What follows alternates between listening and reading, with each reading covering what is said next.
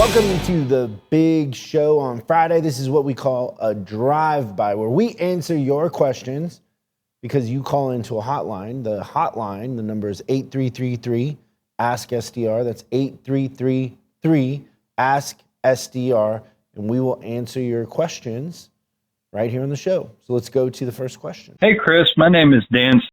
I just made a transfer from an independent shop a month ago to my local Toyota dealership. I've been watching and following along for a while and had no problem being a customer collector at the independent shop that I was at. I loved it, and it came so naturally because of my natural curiosity for people. However, I'm struggling in the dealership more than I would have imagined. I would be with connecting with these customers. Most of the customers are in a rush to get out of the car and get away from you. It's unbelievable. They've almost been trained that way by the current advisors that are there. It's like a McDonald's drive-thru for them. How can I change that? What can I do about this issue? So, Daniel, in my experience, and I don't know, Christian, what you think, but in my experience, you can still gain control of that customer and retrain them. So if you're walking up to the car and they're getting out or they're in a hurry and you're just like, hey, how's it going today? Oh, I love your car. Find some common ground, something to compliment them on. They'll stop. When you kind of build rapport that way, they have to stop and think. They have to stop and absorb what it is you're doing. And then you can just grab control. Hey, so here's what we're going to do. We're going to walk around the car, check it for bumps and bruises. You can kind of go into your process at that point. So how you open and how you gain control is based on your charisma and how authoritatively you can do it. Because you got to have some authority too. Yeah, you have to act with intention. Now, Christian walk up and he'd go, hey, did you, the other day I was driving through a construction site and I saw a sign that said end of construction.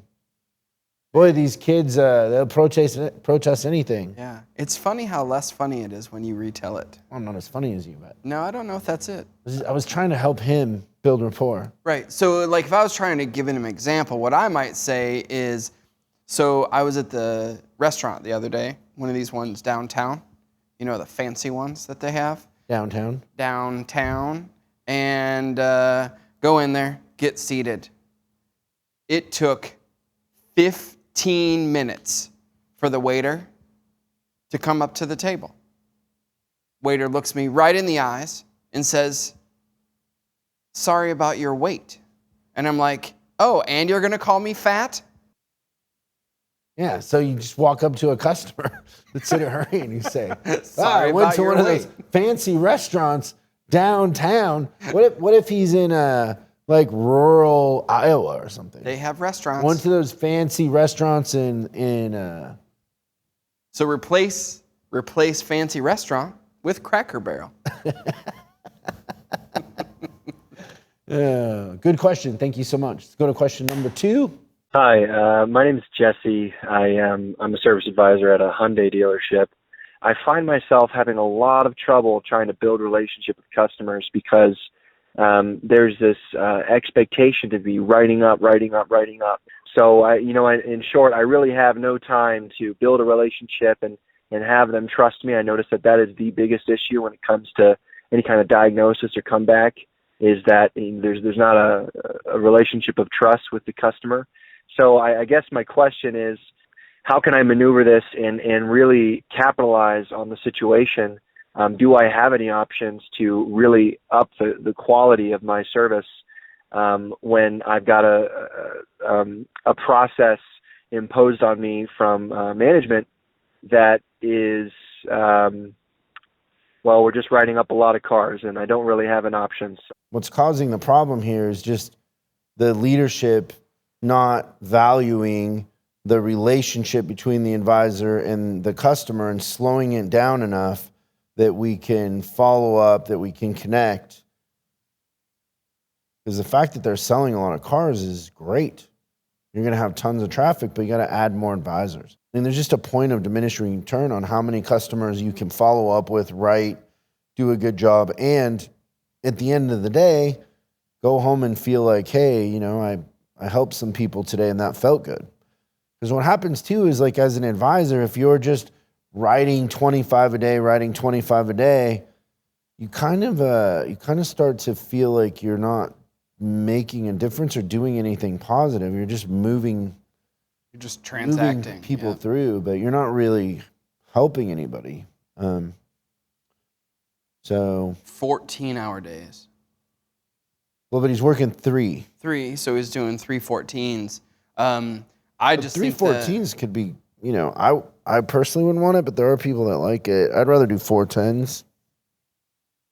What's funny is I think I know what dealership this is. Wow. I think that for most advisors, though, mentally, so if they open at 7, they close at 9 o'clock at night, I've got to guess that after writing, the average out, let's say it's 26, it's roughly 2 tickets per hour.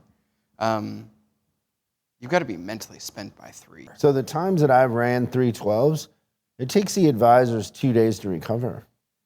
So they don't actually feel like the schedule benefits them. Yeah, they just are trying to get back to where they were. Personally, Jesse, I wouldn't work in that environment. It's not for me. Like, is it the person or is it the situation, right? I always think it's so funny when they're like, I don't know what to do.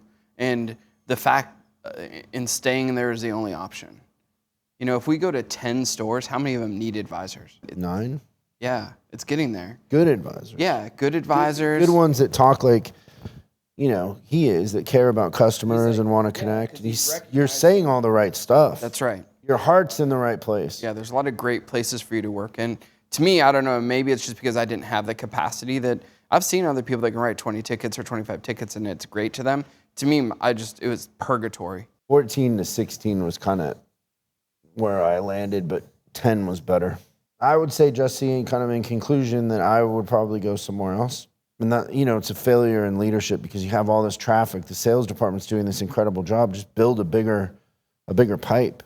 Get more techs and more advisors. Because I would guess the average transaction there is terrible. Oh, I bet it's $80. Remember 8333-ASK-SDR.